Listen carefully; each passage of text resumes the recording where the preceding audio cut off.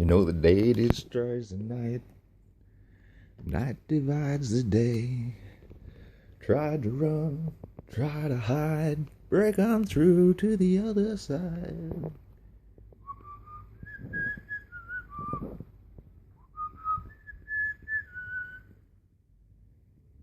I think I've cracked it. I think I have discovered the secret.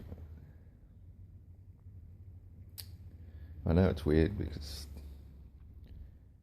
I'm not great at public speaking at all. I'm terrible at it. I can barely fathom a coherent thought and voice it at the same time, which is why I'm a writer. I write. I can put things into words. I have a bit of a gift for that. I'm very grateful for. But the thing is, yes, I've just been watching this video about how do you explain unity consciousness, and there is magic in words. Key. You sing in key. You unlock things with a key. You strum a chord. And I love that story about Jesus. Like, a lot of people argue backwards and forwards whether Jesus even existed. I mean, what does it matter? It was 2,000 years ago, and it's a great story. If you read as much as you can about the man, it doesn't matter if he's made up or not. The things he did.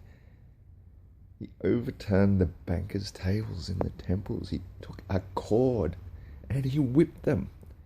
And that is what we are here to do. Moses set his people free. They were slaves. And that is what we are. We are slaves. And we are just finally starting to get it, understand it, and realize we're not free at all. We're more productive simply because we get to choose our own careers, and we have to pay for our own housing, our own food, our own clothing. Back in the day when they owned slaves, they at least provided those basics for them. We got to do it all for ourselves. We spend our whole lives doing it to the point that we have no lives. And that's no life. That's no way to live. And so I have come to set you free. And you find freedom when you find the truth. The truth can set you free. Only the truth. And sometimes you have to dig deep, which is what they did at the Tamarack Mines near Calamute, Michigan. They did it in several places, but the truth is, when they suspended plumb bobs deep into these long, deep mine shafts, they were doing it to better calculate the circumference of the planet, because that was just the scientific purpose of the time. And the plumb bobs get further apart the deeper they go. We've been told for hundreds of years now that we're living on a ball spinning through space at ridiculous speeds. And that, if it suddenly stopped, we'd just go flying off. But because we're all moving and everything's moving with it, that we just accept it. And it's the biggest lie ever. Think about it. Like, you can do experiments on a small scale just with anything, like anything that moves. You can see the pure physics of it. Things, look, I'm not here to debate gravity or any of that sort of thing. We know it exists. But we also know that a thing in motion remains in motion. Say you took a tennis ball, put a string through it, dipped it in water and spun it around. The water is going to go flying off because that's what happens on the outside surface of something moving fast. Yet on Earth, the water keeps sinking down. And we say, well, there, because it's already in motion with the planet. But the water is a liquid. It is separate from the planet. It is not already in motion. It is its own motion. It seeks flatness. It always does. It always will. So if we're spinning on this ball, the water doesn't keep moving with us. It has no reason to. You have to give things a reason to do something while they don't do it. You know, there's logic behind everything.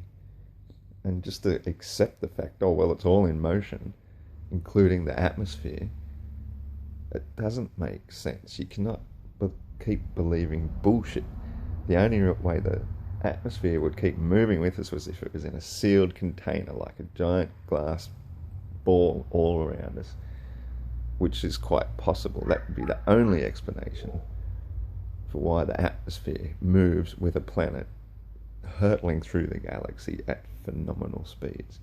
So if we understand that everything is a lie, and then we begin to study the flatness of the Earth, that the water always seeks a level. If you're on a round planet, that water is making a mighty big lump, and water doesn't lump, it flattens. So we cannot be on the outside of a ball. It is as simple as that. So you have to realise, what else have we been lied to about? Now, for many years, I've been thinking of solutions to, I see, it's not just chemtrails alone, but that was the biggest inspiration, because I've seen them manipulating the weather. I've seen the effects of people getting sick after certain spray times. And regardless of that, there's still a lot of pollution in the air. And it's not good for our health. The most important thing, the most fundamental reason for being, is to be healthy, to be happy. The pursuit of happiness, that is why we are here. And you cannot pursue happiness if you're not healthy, if you're being poisoned, if you are... The point is, we need to fix our ill health, to work on ourselves. And we can't do that in a polluted world. We have to end the pollution. So my way of thinking, all this got to get off grid. I came up with this solution many years back, that if we build giant glass domes, which can be done, I've mapped out plans for that. It's pretty simple, really.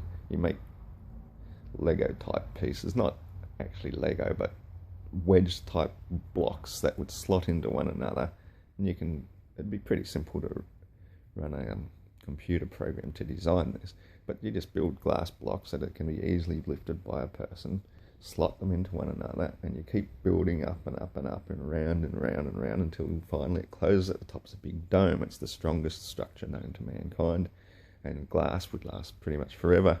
It would last longer than the pyramids. Now this dome then becomes a geodesic dome.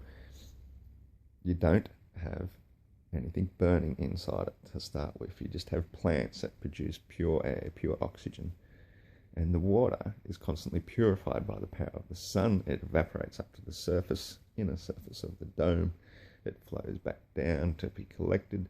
You have pure water. You could virtually live in a very pure environment. You could go through lots of cleansing things, prevent insects you didn't want involved, prevent germs, prevent all sorts of things from entering in the first place through purity. And you could keep building more and more and more of these domes in a circle of life pattern. What if they've already done that?